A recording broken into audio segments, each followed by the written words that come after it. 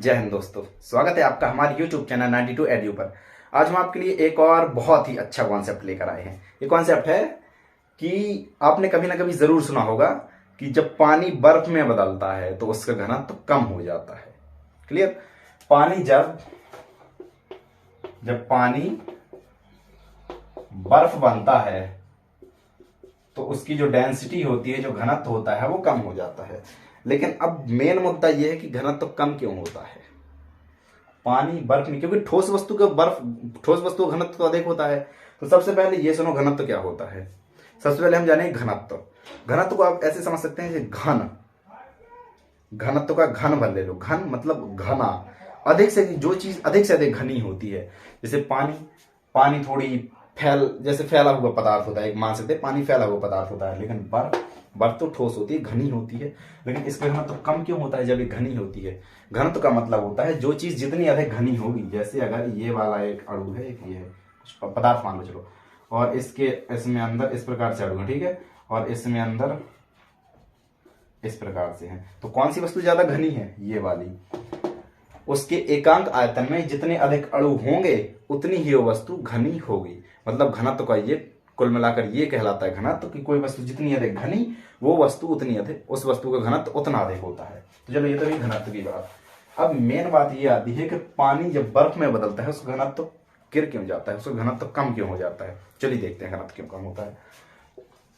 द्रव्यमान बटे आयतन सबने पढ़ा है, घनत्व बराबर द्रव्यमान बटे आयतन, एक फॉर्मूला होता है घनत्व का। अब मेरी चीज ध्यान सुनो, ये आपको घर में भी ट्राई करके देखना है। आप एक बोतल में पानी लो और उसमें यहां तक कहीं तक पानी भर लो, थोड़ी 4-5 आंगुल ऊपर से छोड़े रखना है, ठीक है। यहां तक कहीं तक आप पानी भर लो। अब जब आप फ्रिज में इसे रखेंगे, फ्रीजर में इसे जमाएंगे, पानी को जमाएंगे, तो आप पाएंगे कि बर्फ जो है वो यहां से यहां तक पूरी यहां तक ऊपर भर गई है। ऊपर भी भर गई, नीचे तो पूरी भरी है, ऊपर तक भी पहुंच गई है, खाली जगह में भी बर्फ पहुंच गई। इसका मतलब क्या होता है? बर्फ का आयतन बढ़ गया, पानी का आयतन बढ़ गया। जब पानी बर्फ में जाती है, पानी बर्फ में बदलता है, तो जो उसका आयतन होता है वो बढ़ जाता है। पानी जब बर्फ में बदलता है तो उसका आयतन बढ़ जाता है। अब इस फॉर्मूले से ध्यान से देखो, फॉर्मूले को, अगर आयतन बढ़ा, घनत्व नॉर्मल सी बात है घटेगा, क्योंकि 1/में है प्रोपोर्शनल। तो आयतन जब बढ़ता है घनत्व इसलिए घट जाता है। अर्थात हम ये कहते हैं कि जब पानी बर्फ में बदलता है तो उसका घनत्व इसलिए कम हो जाता है। क्यों? क्योंकि उसका आयतन बढ़ जाता है। ये तो एक फॉर्मूले से अपने ड्राइव किया। लेकिन अब हम नॉर्मली सुनेंगे कि जब पानी को हम बर्फ में बदलते हैं तो उसके अणु जो हैं उनके बीच में वायु भर जाती है। अणुओं के बीच में, जैसे ये हमारा पानी है, इसमें पानी भरा है, ठीक है, पूरे में। तो जब हमारी बर्फ बनती है तो आयतन बढ़ेगा और उनके बीच में ये वायु के कण, इस प्रकार से वायु भर जाती है उनके ऊपर।